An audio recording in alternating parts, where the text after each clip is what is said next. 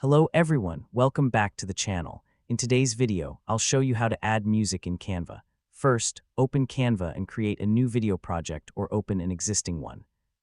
On the left side, click Uploads, then open the Audio tab. Here you'll see your uploaded audio files. To add music to your project, simply click on the audio file.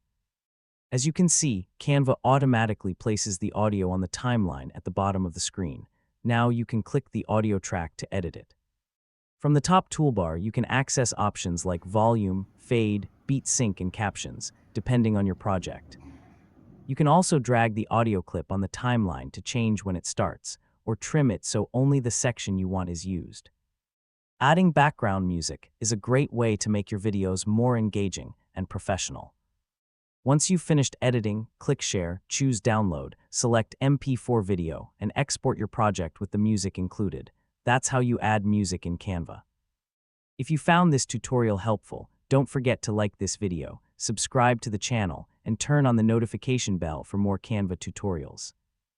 Thanks for watching, and I'll see you in the next video.